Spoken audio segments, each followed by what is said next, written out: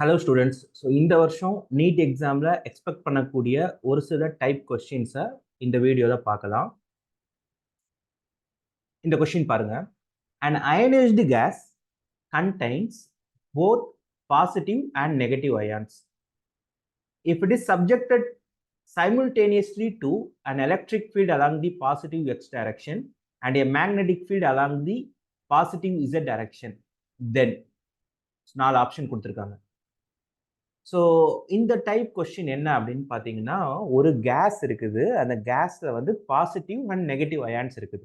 That means ஒரு case நார்மலாக நியூட்ரலாக இருக்கும். பட் இவங்க கொடுத்துருக்காங்க, என்ன கொடுத்துருக்காங்க அப்படின்னா, அதில் பாசிட்டிவ் சார்ஜ் தனியாக இருக்குது, நெகட்டிவ் சார்ஜ் தனியாக இருக்குது. ஸோ அயான்ஸ் அப்படின்னா சார்ஜ் தான் அவங்க மீன் பண்ணுறாங்க. ஸோ இப்போ இந்த கேஸை என்ன பண்ணுறாங்க அப்படின்னா, எலக்ட்ரிக் ஃபீல்ட்லையும் வைக்கிறாங்க, அதே சமயத்தில் மேக்னெட்டிக் ஃபீல்டு ரெண்டுமே வந்து பார்த்தோம்னா அதில் ஆக்ட் ஆகுது. எலக்ட்ரிக் ஃபீல்டும் ஆக்ட் ஆகுது, மேக்னெட்டிக் ஃபீல்டும் ஆக்ட் ஆகுது. ஸோ அப்படின்னா ஆப்ஷன் ஏல பாசிட்டிவ் அயான் எப்படி இருக்கும், நெகட்டிவ் அயான் எப்படி இருக்கும், பாசிட்டிவ் அயான் எப்படி பிஹேவ் பண்ணும், நெகட்டிவ் அயான் எப்படி பிஹேவ் பண்ணும், அதுதான் ஏபிசிடியோட ஆப்ஷன். ஸோ ஏ பார்த்தோம் அப்படின்னா பாசிட்டிவ் அயான் பாசிட்டிவ் ஒய் டைரக்ஷனில் போகும், நெகட்டிவ் அயான் நெகட்டிவ் ஒய் டைரக்ஷனில் போகும்னு கொடுத்துருக்காங்க. பி வந்து all ions diffract towards y positive y direction. C வந்து all ions diffract towards negative y direction. D அப்படியே ஏக்கு ஆப்போசிட்டா கொடுத்துருக்காங்க. பாசிட்டிவ் நெகட்டிவ் y டைரக்ஷன்லையும் நெகட்டிவ் பாசிட்டிவ் y டைரக்ஷன்லையும் போகும் கொடுத்துருக்காங்க. முதல்ல இந்த கேள்வியை பார்த்த உடனே positive and negative ions, so positive charge இருக்கு. லெட் சே வந்து பார்த்தோம்னா நான் வந்து பிளஸ் கியூவை மட்டும் எடுத்துக்கிறேன். ஒரு பாசிட்டிவ் சார்ஜ் இருக்கு. இதை எலக்ட்ரிக் ஃபீல்டில் வச்சா எலக்ட்ரிக் ஃபீல்டு எந்த டைரக்ஷன்ல ஆக்ட் ஆகுது, எக்ஸ் ஆக்சிஸோட டைரக்ஷன்ல எலக்ட்ரிக் ஃபீல்டு ஆக்ட் ஆகுது. முதல்ல எலக்ட்ரிக் ஃபீல்டு பாசிட்டிவ் சார்ஜை என்ன பண்ணும், எலக்ட்ரிக் ஃபீல்டு அப்படிங்கிறது நமக்கு தெரியும், ஃபோர்ஸ் எலக்ட்ரிக் ஃபீல்டு அப்படிங்கிறது is equal to force per unit positive charge. 1 coulomb positive charge மேல எவ்வளவு ஃபோர்ஸ் ஆக்ட் ஆகுதோ அதுதான் நம்ம என்ன சொல்லுவோம், எலக்ட்ரிக் ஃபீல்டு இன்டென்சிட்டின்னு சொல்லுவோம். அப்போ என்கிட்ட ஒரு பாசிட்டிவ் சார்ஜ் இருந்துச்சு அப்படின்னா அதுல எலக்ட்ரிக் ஃபீல்டை நீங்க வச்சீங்க அப்படின்னா அதை ஒரு எக்ஸ்டர்னல் எலக்ட்ரிக் ஃபீல்ட வச்சீங்கன்னா அதுல ஒரு ஃபோர்ஸ் ஆக்ட் ஆகும். அந்த ஃபோர்ஸ் என்ன, இ இன்ட்டு q.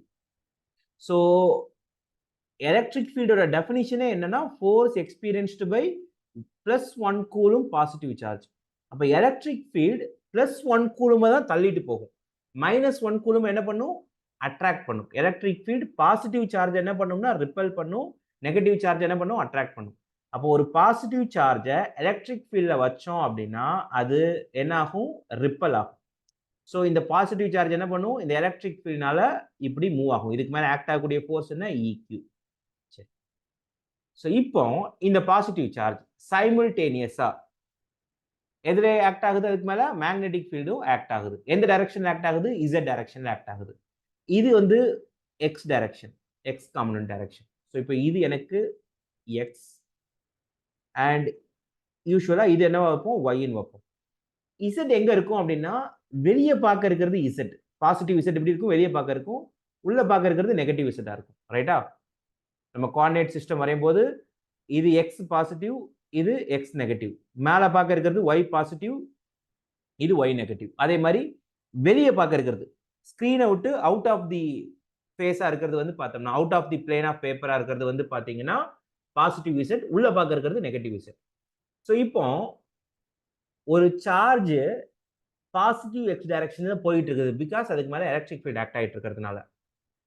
அதை கொண்டு போய் ஒரு மேக்னெட்டிக் ஃபீல்ட்ல வைக்கும் போது அப்ப நம்ம இந்த லாஜிக் என்னன்னு யோசிக்கணும், ஒரு சார்ஜ் ஒரு டைரக்ஷன்ல போயிட்டு இருக்குது, அதை மேக்னெட்டிக் ஃபீல்ட்ல வைக்கணும் அப்படின்னு சொல்லிட்டாங்கனாலே, சார்ஜ் ஒரு டைரக்ஷன்ல மூவ் ஆகிட்டு இருக்குது அப்படின்னா சார்ஜுக்கு என்ன இருக்குது, ஒரு வெலாசிட்டி இருக்குது.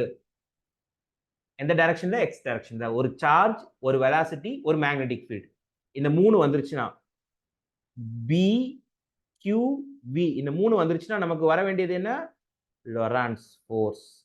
என்ன ஞாபகம் வரணும், லொரான்ஸ் ஃபோர்ஸ் ஞாபகம் வரணும்.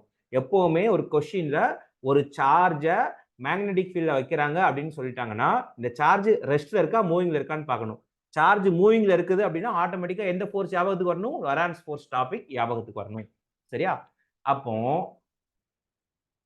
சார்ஜ் எனக்கு எக்ஸ் டைரக்ஷன்ல போயிட்டு இருக்குது. இது எந்த டைரக்ஷன்ல போயிட்டு இருக்குது, எக்ஸ் டைரக்ஷன்ல போயிட்டு இருக்குது. ஏன் எக்ஸ் டைரக்ஷன்ல போயிட்டு இருக்குது, பிகாஸ் அதுல எலக்ட்ரிக் ஃபீல்ட் ஆக்ட் ஆயிட்டு இருக்கிறதுனால.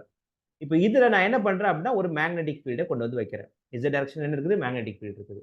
இப்போ எனக்கு லொரான்ஸ் ஃபோர்ஸ் ஆக்ட் ஆகும்னு தெரியும். இந்த லொரான்ஸ் ஃபோர்ஸ் எந்த டைரக்ஷன்ல ஆக்ட் ஆகும் அப்படிங்கிறது தான் கொஸ்டின். ஏன்னா இந்த சார்ஜ் எக்ஸ் டைரக்ஷன்ல போயிட்டு இருக்கக்கூடிய சார்ஜை ஒரு மேக்னெட்டிக் ஃபீல்ட வைக்கும் போது அதுக்கு மேல ஒரு லொரான்ஸ் ஃபோர்ஸ் ஆக்ட் ஆகும். இந்த லொரான்ஸ் ஃபோர்ஸ் இந்த சார்ஜை என்ன பண்ணும்? இந்த கியூவை எக்ஸ் டைரக்ஷன்ல போயிட்டு இருக்கக்கூடிய கியூவை என்ன பண்ணும்? மேல பக்கம் தள்ளுமா, கீழே பக்கம் தள்ளுமா? அதான் கேள்வி. பாசிட்டிவ் ஒய் டைரக்ஷன்ல தள்ளுமா அல்லது நெகட்டிவ் ஒய் டைரக்ஷன்ல தள்ளுமா? இதான் கேள்வி இல்லையா? அப்ப நமக்கு எஃப்க்கு ஃபார்முலா தெரியும். அவங்க வேல்யூ ஒன்றும் கேட்கல. F equal to b q v sine தீட்டான்னு போடுவோம். ஆனா எஃப்க்கு அவங்க ஃபார்முலாலாம் கேட்கல, வேல்யூலாம் கேட்கல. எஃபோட டைரக்ஷன் கேட்கறாங்க. டைரக்ஷன் கேட்கறாங்கன்னா நீங்க ரெண்டு ஆஸ்பெக்ட்ல போடணும். லொரான்ஸ் ஃபோர்ஸோட டைரக்ஷனை நமக்கு சொல்றது ஃப்ளெமிங்கோட லெஃப்ட் ஹேண்ட் ரூல். என்ன rule? Fleming left hand rule. அல்லது அப்படின்னா இங்க எக்ஸ் காம்பனன்ட் இசட் காம்பனன்ட்னு தெளிவா கொடுத்துருக்கிறதுனால நீங்க எஃப் வெக்டர் என்னன்னு போட்டீங்கனாலும் ஈஸியா போடலாம். எஃப் வெக்டரோட ஃபார்முலா என்ன? q cross q into v vector cross b vector. q into v vector cross b vector. இப்போ இது நமக்கு டைரக்ஷன் மட்டும்தான் முக்கியம். அதனால நமக்கு வேல்யூஸ்லாம் தேவையில்லை. இது யாரு? Positive charge. அப்போ பிளஸ் தான், பிரச்சனை இல்லை. v வெக்டர் எந்த direction? X component i vector. b vector z component k vector. i வெக்டரையும் k வெக்டரையும் கிராஸ் ப்ராடக்ட் பண்ணா என்ன வரும்? கிராஸ் ப்ராடக்ட்ல நமக்கு ஃபார்முலா தெரிஞ்சிருக்கணும். i கிராஸ் j போட்டீங்கன்னா உங்களுக்கு என்ன வரும்? k வரும். j கிராஸ் k போட்டீங்கன்னா ij போட்டீங்கன்னா k வரும். jk க்கு அடுத்து இருக்கிறது k போட்டீங்கன்னா i வரும். k கிராஸ் k க்கு அடுத்து மறுபடியும் i வந்துரும். i போட்டா என்ன வரும்? j வரும். இதுதான் ரூல். i கிராஸ் j னா k. ரிவர்ஸ் பண்ணீங்கன்னா j கிராஸ் i னா minus k. k cross j னா minus i. i cross k னா மைனஸ் j. இப்போ i கிராஸ் k வேணும்னா இதை அப்படியே ரிவர்ஸ் பண்ணணும். வெக்டர் ப்ராடக்ட்ல மைனஸ் j. அப்போ ஃபோர்ஸோட டைரக்ஷன் என்ன வருது? i கிராஸ் k தான். So minus j. அப்போ என்ன? Negative y direction. சரியா? Negative y direction. அப்போ இந்த பாசிட்டிவ் சார்ஜ் நமக்கு எங்க பார்க்க டிஃப்ளெக்ட் ஆகுது அப்படின்னா நெகட்டிவ் y டைரக்ஷன்ல டிஃப்ளெக்ட் ஆகுது. இல்ல எனக்கு வெக்டர் கன்ஃபியூசிங்கா இருக்குது, நான் Fleming left hand rule use பண்ண போறேன் அப்படின்னு சொன்னீங்கன்னா ஃப்ளெமிங் லெஃப்ட் ஹேண்ட் ரூல் என்ன? நமக்கு வெலாசிட்டியோட டைரக்ஷன்ல யாரை வைக்கணும்? லெஃப்ட் ஹேண்ட்ல நமக்கு 3 ஃபிங்கர் எடுத்துக்குவோம். ஒன்னு வந்து பாத்தீங்கன்னா மிடில் ஃபிங்கர் எதோட டைரக்ஷன்ல இருக்கணும் அப்படின்னா வெலாசிட்டியோட டைரக்ஷனை மீன் பண்ணணும். கரண்ட் கொடுத்தாங்கன்னா கரண்டோட டைரக்ஷனை மீன் பண்ணணும். கரண்ட்னு சொன்னாங்கன்னா கரண்டோட டைரக்ஷன், வெலாசிட்டின்னு கொடுத்தாங்கன்னா வெலாசிட்டியோட டைரக்ஷன். இங்க வெலாசிட்டி கொடுத்துருக்காங்க. அண்ட் பி வந்து பார்த்தோம்னா எந்த டைரக்ஷன்ல இருக்கணும் அப்படின்னா மேக்னெட்டிக் ஃபீல்டை எதுல வைக்கணும்? 4 ஃபிங்கர் வைக்கணும். 4 ஃபிங்கர். ஸோ 4 ஃபிங்கர் எங்க பார்க்க இருக்கணும்? வெளியே பார்க்க இருக்கணும். இது பி. ஸோ உங்க லெஃப்ட் ஹேண்ட் எடுத்துக்கங்க. லெஃப்ட் ஹேண்ட்ல as usual middle finger, 4 finger, அப்புறம் தம்ப். இந்த மூணையும் ஒண்ணுக்கு ஒன்று பெர்பெண்டிகுலரா வச்சுக்கோங்க. இதுல மிடில் ஃபிங்கர் வந்து பாத்தீங்கன்னா லெஃப்ட் டு ரைட் இருக்கணும். மிடில் ஃபிங்கர் எங்க இருக்கணும்? Left to right. இந்த டைரக்ஷன்ல மிடில் ஃபிங்கர் இருக்கணும். 4 ஃபிங்கர் உங்களை ஃபேஸ் பண்ணி இருக்கணும். ஏன்னா பிளேனுக்கு வெளியே அப்படின்னா நீங்க கையை வைக்கும் போது 4 ஃபிங்கர், உங்களோட 4 ஃபிங்கர் வந்து பாத்தீங்கன்னா ஆட்காட்டி விரல்னு சொல்லுவோம் இல்லையா, அது உங்களை ஃபேஸ் பண்ணி இருக்கணும். அப்படின்னா ஆட்டோமேட்டிக்கா நீங்க இப்படி வச்சு பாத்தீங்கன்னா தம்ப் எங்க வந்துடும்? கீழே வந்துடும். தம்போட டைரக்ஷன் தான் யாரு அப்படின்னா ஃபோர்ஸோட டைரக்ஷன். ஸோ எங்க பார்க்க இருக்குது? நெகட்டிவ் ஒய் டைரக்ஷன்ல வந்துருது. ஒய் டைரக்ஷன்ல நெகட்டிவ்ல வந்துருது. ரைட்டா? இது யாரு அப்படின்னு பாத்தீங்கன்னா பாசிட்டிவ் சார்ஜுக்கு. இப்போ நெகட்டிவ் சார்ஜுக்கு என்ன நடக்கும்? இதே லாஜிக். அதே எலக்ட்ரிக் ஃபீல்டு இப்படி இருக்கு. மைனஸ் கியூவை வைக்கிறீங்கப்பா. எலக்ட்ரிக் ஃபீல்ட் நெகட்டிவ் சார்ஜ் என்ன பண்ணும்? அட்ராக்ட் பண்ணும். அப்போ வியோட டைரக்ஷன் எங்க பார்க்க போயிருது அப்படின்னா வி வந்து பாத்தீங்கன்னா நெகட்டிவ் எக்ஸ் ஆக்சிஸ் டைரக்ஷன்ல போயிருது. அப்போ இந்த ஃபார்முலா நான் அப்படி போடுறேன் நெகட்டிவ் சார்ஜுக்கு. ஏன்னா அதுவும் சேம் மேக்னெட்டிக் ஃபீல்ட தான் ஃபேஸ் பண்ணுது. பட் ஒன்லி திங் என்ன அப்படின்னு பாத்தீங்கன்னா பாசிட்டிவ் சார்ஜ் பாசிட்டிவ் எக்ஸ் ஆக்சிஸ்ல மூவ் ஆகும். நெகட்டிவ் சார்ஜ் வந்து பார்த்தோம்னா நெகட்டிவ் எக்ஸ் ஆக்சிஸ்ல மூவ் ஆகும். பிகாஸ் எலக்ட்ரிக் ஃபீல்டு நெகட்டிவ் சார்ஜை அட்ராக்ட் பண்ணும். மேக்னெட்டிக் ஃபீல்டு அதே பிளஸ் இசட் டைரக்ஷன் தான். பாசிட்டிவ் சார்ஜ் பிளஸ் எக்ஸ் டைரக்ஷன்ல மூவ் ஆகும். பிகாஸ் எலக்ட்ரிக் ஃபீல்ட் அதை என்ன பண்ணும்? அப்படியே தள்ளி விடும். நெகட்டிவ் சார்ஜ் மைனஸ் எக்ஸ் டைரக்ஷன்ல மூவ் ஆகும். அப்போ இங்க ஃபார்முலா நீங்க போட்டீங்கன்னா F is equal to Q க்கு பதிலா என்ன போடணும்? Negative x axis. So plus கிடையாது. Q என்ன? மைனஸ். V என்ன? Minus I vector. ஏன்னா நெகட்டிவ் இது கிராஸ் K வெக்டர். ஸோ இந்த மைனஸும் பிளஸ் ஆயிருச்சுன்னா எகெயின் I கிராஸ் K தான். அப்போ என்ன வருது? எகெயின் மைனஸ் J வெக்டர் தான் வருது. சரியா? ஓகே. நீங்க இங்க போட்டீங்க அப்படின்னா, ஃப்ளெமிங் லெஃப்ட் ஹேண்ட் ரூல யூஸ் பண்ணீங்க அப்படின்னா, உங்களுக்கு சேம் இந்த V மட்டும் என்ன ஆயிரும் அப்படின்னு பார்த்தீங்கன்னா, இங்க பக்கம் இருக்கும். V மட்டும் இங்க பக்கம் இருக்கும். மிடில் ஃபிங்கர் இங்க பக்கம் இருக்கும். ஆஸ் யூசுவல் 4 ஃபிங்கர் எங்க பக்கம் இருக்கும்? உங்கள ஃபேஸ் பண்ணி இருக்கும். தம்ப் வந்து பார்த்தீங்கன்னா, மேல பார்க்க இருக்கும். ஸோ ஃப்ளெமிங் லெஃப்ட் ஹேண்ட் ரூல்ல ஃபோர்ஸ் மேல பார்க்க காமிக்கும். பட் இந்த ஃபோர்ஸ் என்ன பண்ணுது? ஃபோர்ஸ் என்ன பண்ணுது? இப்படி இருக்கக்கூடிய ஃபோர்ஸ் மைனஸ் Q என்ன பண்ணும்? அட்ராக்ட் பண்ணும். ரிப்பல் பண்ணாது. நெகட்டிவ் சார்ஜ்ங்கிறதுனால இந்த ஃபோர்ஸ் என்ன பண்ணும்? இந்த மைனஸ் Q புடிச்சு இழுக்கத்தான் செய்யுமே தவிர மேல தள்ளாது.